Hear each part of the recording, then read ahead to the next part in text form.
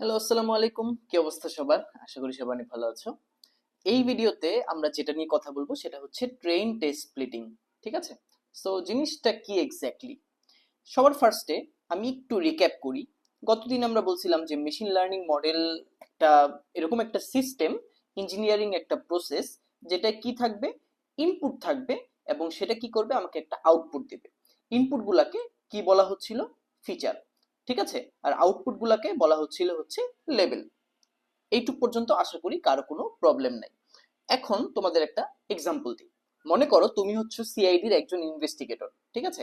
এখন তুমি এরকম একটা মেশিন লার্নিং মডেল বানাতে চাচ্ছ, যে মডেলটা কি করবে, আসামি তার সামনে নিয়ে আসলে কিছু ভ্যারিয়েবলের উপর ভিত্তি করে সে বলে দিবে সে কি খুন করছে নাকি করে নাই, মানে সে কি আসামি নাকি আসামি না। ঠিক আছে? এখন এই কাজটা সে কিভাবে করবে, তাকে আমার ট্রেন করতে হবে, তাকে আমার শিখাতে হবে যে আসামি দেখতে কেমন, আসামিরা কি করে। ঠিক আছে? সো তোমার যেটা করা লাগবে, তোমার এই মডেলটাকে এফিশিয়েন্ট বানানো লাগবে, ট্রেনিং করানো লাগবে। ঠিক আছে? এই ট্রেনিংটা তুমি কিভাবে করাবা? মনে করো তুমি প্রথম একজন লোককে নিয়ে আসছো এবং এই লোকটা আসামি না, এটা তুমি মেশিন লার্নিং মডেলটাকে বলে দিলা। তুমি 2 নাম্বার লোককে নিয়ে আসলা, বলে দিলা সেই লোকটা আসামি। 3 নাম্বার লোককে নিয়ে আসলা, বললা সেও আসামি। 4 নাম্বার লোককে নিয়ে আসলা, বললা সে আসামি না। ঠিক আছে? তো এরকম করে করে তুমি যেটা করলা, তুমি 80 পর্যন্ত ফর এক্সাম্পল লোকজন ধরে ধরে নিয়ে আসলা এবং তাদেরকে বললা যে তারা কি আসামি নাকি আসামি না। ঠিক আছে? এখন ধরো মেশিন লার্নিং মডেলটা অনেক কিছু শিখে গেল।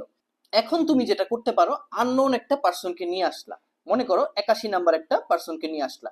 তখন এই মেশিন লার্নিং মডেলটা আগের যে তাকে শিক্ষাগুলো দেওয়া হয়েছে, আগের তাকে যেভাবে ট্রেন করা হয়েছে, তার উপর ভিত্তি করে সে বলতে পারবে যে এই লোকটা কি আসামি নাকি আসামি না। ধরলাম 81 নাম্বার লোকটা আসামি, তারপর 82 নাম্বার লোক আনলা, তাকে বলে দিল সে আসামি না। ঠিক আছে? এরকম করে করে তুমি যেটা করলা, 100 পর্যন্ত অর্থাৎ 20 জনকে তুমি টেস্ট করলা। ঠিক আছে? যে আমার যে মডেলটা বানালাম, এই মডেলটা কি ভালো মতো প্রেডিক্ট করতে পারতেছে কিনা, ক্রিমিনাল দেখে কি সে বুঝতে পারতেছে যে এই লোকটা কোনো ক্রাইম করছে নাকি করে নাই। এবং এর উপরই ডিপেন্ড করে যে আমাদের মডেলটা কত বেশি অ্যাকুরেট। জিনিসটা আশা করি সবাই বুঝতে পারছো। এই জায়গায় একটা জিনিস দেখো, আমাদের কাছে 100টা ডেটা আছে। ঠিক আছে? সো এই 100 ডেটাকে আমি যেটা করছি, কিভাবে ভাগ করছি, 4:1 ফরম্যাটে। ঠিক আছে? এই 80টা ডেটা দিয়ে আমি কি করলাম, ডাটা সেটকে ট্রেন করলাম। ঠিক আছে? ট্রেনিং এর কাজটা করলাম। আর এই 20টা ডেটা দিয়ে আমি কি করলাম, টেস্টিং করলাম। ঠিক আছে? এখন এইটাকে আমি কিভাবে ভাগ করলাম, 4:1।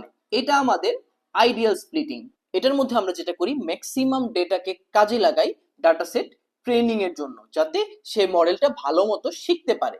আর যে 20% অর্থাৎ যে 5 ভাগের 1 ভাগ ডেটা নিয়ে সে কি করে, মডেলটাকে টেস্টিং করে যে আমার মডেলটা কি ঠিক মতো কাজ করতেছে কিনা। ঠিক আছে?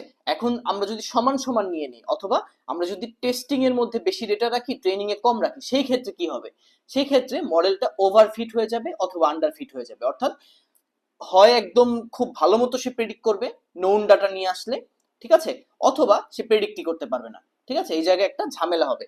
সো এই জন্য আমাদের যে কাজ করতে হবে, ট্রেনিং এর জন্য আমাদের 80% ডেটা রাখতে হবে, আর টেস্টিং এর জন্য আমরা কি করব, 20% ডেটা রাখবো। সো মনে করো এখন তোমার কাছে 10,000 ডেটা সেটের একটা ক্রিমিনাল রেকর্ড আছে। ঠিক আছে? এর মধ্যে তুমি যেটা করবা, 8,000 রেখে দিবা ট্রেনিং এর জন্য, আর 2,000 রাখবা টেস্টিং এর জন্য। এভাবেই আমাদের ট্রেনিং এবং টেস্টিং এর জন্য ডাটা সেটটাকে স্প্লিট করা লাগে, এবং এইটা করলে আমার মডেলটা কখনো আন্ডারফিট বা ওভারফিট হয় না। মেশিন লার্নিং মডেলের উপর ভিত্তি করে তখন এটার যে অ্যাকুরেসি, এটা তখন একদম অপটিমাম থাকে, অর্থাৎ এটা তখন ট্রাস্টেড একটা মেশিন লার্নিং মডেল হিসেবে কাজ করে।